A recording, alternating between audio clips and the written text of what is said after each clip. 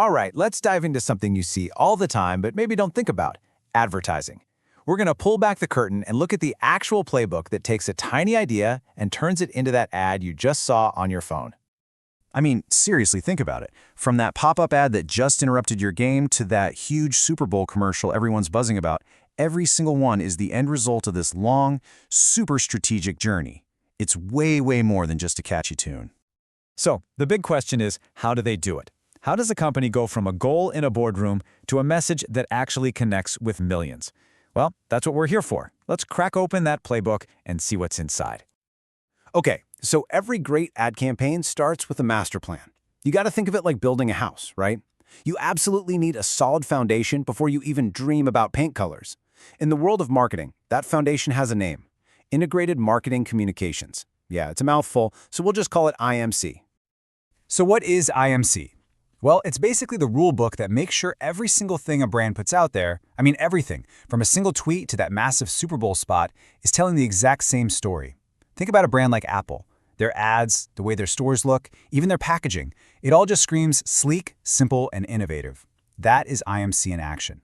It's all about creating one single, unmistakable voice in a really, really noisy world. All right, so if IMC is the master plan, the blueprint, what are the actual tools in the toolbox? Let's take a look at all the different ways brands can get their message out there. And here they are. This is what's called the promotion mix. You've got the classics, like TV ads. Then there's direct marketing, like the emails that land in your inbox. And of course, the giant world of digital and internet marketing. That's your social media, your search ads, the whole shebang. Plus things like sales promotions, think coupons and BOGO deals, public relations or PR, which is all about shaping the brand's public image, and even good old-fashioned personal selling, face-to-face. Each one of these is a different tool for a different job, but they all have to work together under that main IMC plan. Now, companies use all these tools in two main ways. There's what's called a push strategy, which is pretty much what it sounds like. They're pushing the product through the supply chain onto store shelves. They're focused on selling to the retailers. But then there's the pull strategy, and this is where most of the advertising you see lives. This is all about making you, the consumer, want the product so badly that you go looking for it, basically pulling it through the stores. Think about the massive hype around a new iPhone launch, right? People are lining up for it. That is a textbook pull strategy. Okay, so we've got our master plan, we've got our tools, but who are we even building this house for? A campaign is totally useless if it doesn't reach the right people. And that brings us to the blueprint for attention, the target marketing process. This isn't the what anymore. This is the how. Look, you just can't talk to everyone at once. It doesn't work. So what smart marketers do is they slice up the entire market into these smaller, much more manageable pieces.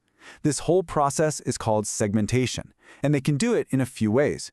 They can group people by demographics, that's stuff like age, gender, income, or by geography, pretty simple, it's where you live. Then it gets interesting with psychographics. This is all about your lifestyle, your values, your personality. And they can even segment by behavior, like are you super loyal to a brand or do you use it all the time? It's all about finding the right group. And this quote right here just nails it. It's not about reaching everyone, it's about reaching the right one. Modern marketing isn't about using a shotgun and hoping you hit something. No, it's a sniper shot. It's about focusing all your energy, all your budget on the people who are actually most likely to listen and care. And here's a concept that is a total game changer in marketing: the 80-20 rule. Basically, it suggests that for a lot of businesses, a tiny 20% of their customers are responsible for a whopping 80% of their sales. Just think about your favorite local coffee shop. It's the regulars, right? The people who come in every single day. They're the ones keeping the lights on. So the whole goal of marketing becomes finding that core 20% and making them incredibly happy. So this all comes together in a really clear 4-step process. Step 1, identify a market where there's an unfulfilled need. What's a problem people have that isn't being solved? Step 2, segment that market. Group the people who have that need. Step 3, select your target. Pick the one group you think you can serve best. And finally, step 4, position your product in their minds as the perfect solution. See? It's like a funnel, taking you from a huge, broad idea down to a laser-focused strategy. Okay, we have the plan, we have the tools, we have the blueprint. Now, we need the construction crew, the actual people and organizations who bring this entire thing to life. So let's talk about the who. So, inside a company, the client, the marketing teams are usually set up in one of two ways. You've got a centralized system, which is kind of like a giant battleship. It's powerful, it's consistent, everyone's on the same page, but man, is it slow to turn. On the other hand, you have a decentralized system. This is more like a fleet of nimble speedboats. They're super fast, really agile, can respond to problems quickly, but sometimes they might not all be heading in the exact same direction. It's that classic trade-off between control and speed. And this whole thing is absolutely a team sport. You've got the client, that's the advertiser, the company with the product. Then you have the ad agency. They're the specialists, the creative firepower. Next are the media organizations. They're the ones who provide the space and time for the ads. You know, the TV channels, the websites. And finally, you have all these specialized services, the experts in things like PR or digital marketing. It's a really complex dance between all these players to get an ad from an idea onto your screen. And the client has a huge decision to make right off the bat. Do we build our own in-house agency, or do we hire an outside one? Going in-house can save money and gives you a ton of control. But an outside agency brings a fresh perspective, way more experience with different brands, and usually a deeper pool of creative talent. There's really no one-size-fits-all answer here. It depends entirely on the company's needs. All right, let's zoom out and put all of these pieces together. The what, the how, and the who. How do they combine to create the ads we see every single day? So, think about the journey we just took. We started with the what, that foundational IMC plan and the whole toolbox of promotional methods.